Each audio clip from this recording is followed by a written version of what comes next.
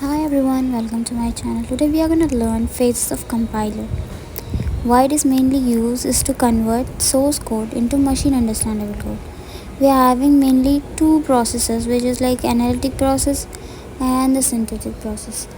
This analytic, we can say it as analytic phase also. It is divided into three types like lexical analyzer, syntax analyzer and semantic analyzer, whereas synthetic phase is intermediate code generator, code optimizer and code generator. The diagram which I have displayed on the screen is mainly used for this. Let's learn all the phases in detail. Let's know what is lexical analyzer. We will also call this as a scanner.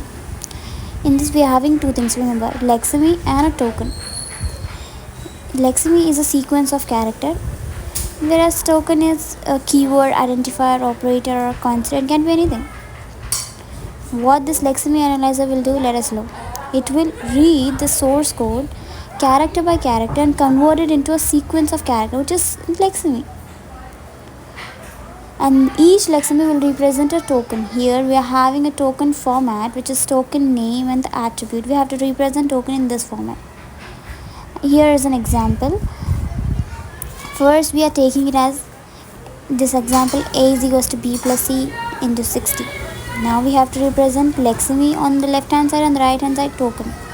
Represent each and everything one after the other, and identifier, operator, we have to mention all this. Now converting this into a token format.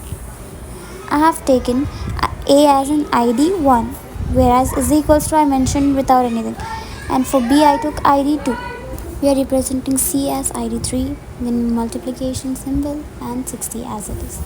We can write this token format as id1 is equals to id2 plus id3 into 60. Syntax analyzer, it is also known as parsing. The task it will do is to check whether the corresponding language, it will receive an input from lexical analyzer as a stream of token. We have to check whether that is following a correct syntax rule or not.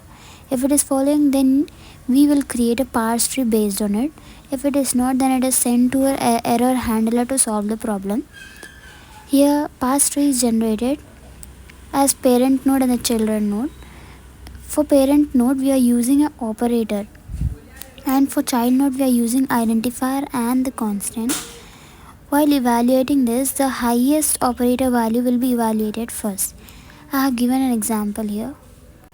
Compared to all the operators given in the example, multiplication is having the highest value, so we'll write this multiplication first and represent it as id3 and 60 as we have used in the above example. And we are giving id2 connected with multiplication sign, which is like id2 plus id3 into 60 and is equals to with id1.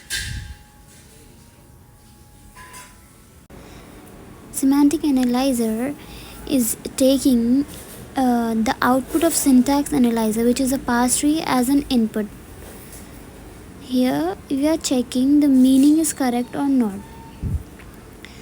For checking this, we are using a typewriter tool. For example, we have taken previous example, a is equals to b plus c into 60.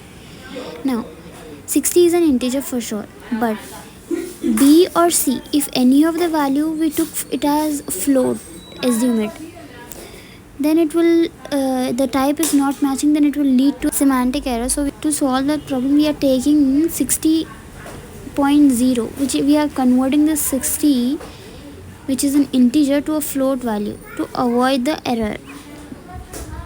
Intermediate code generator is mainly used to generate a code.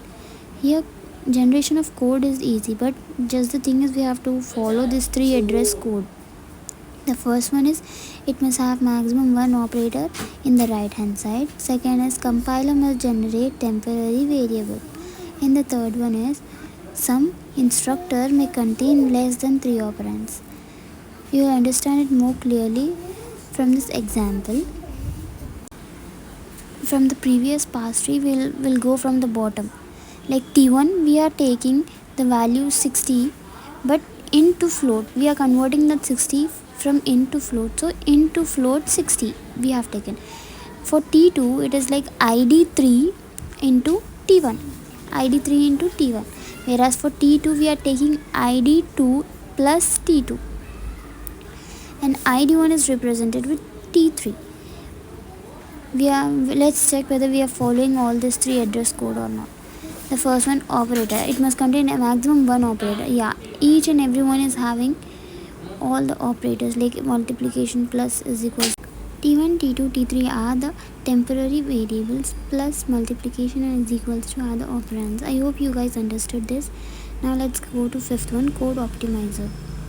Code optimizer will take the intermediate code generator output as an input, and here we are doing a task of optimizing a code.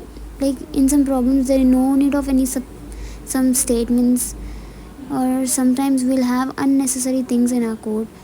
To remove that, we are using this code optimizer. This code optimizer will improve the speed and save our size of the memory. Let's see the example. Like T1 is taken with id3 into 60.0, no need of this into float statement, extra statement is there. And for next we are taking id1 is equals to id2 plus T1, simple, no need of any extra statements. Let's see code generation. Will take the optimized code as an input, and it will convert it into a machine understandable code. Finally, in this last phase we are gonna get our target code. Next we'll see a symbol table, which is like a database. It will store everything, variables, type, scope, memory information, almost everything. Various phases will use the symbol table to extract information. And next is error handler. Whenever in any phase if we detect any sort of error, that will be handled only by the error handler. For example, in syntax analyzer, the error may occur due to improper syntax, and in semantic, a mismatch occurred. Due to that, an error may be coming up. Errors are reported in the form of message. That's it for today's video. I hope you understood, and do like, share and subscribe to my channel.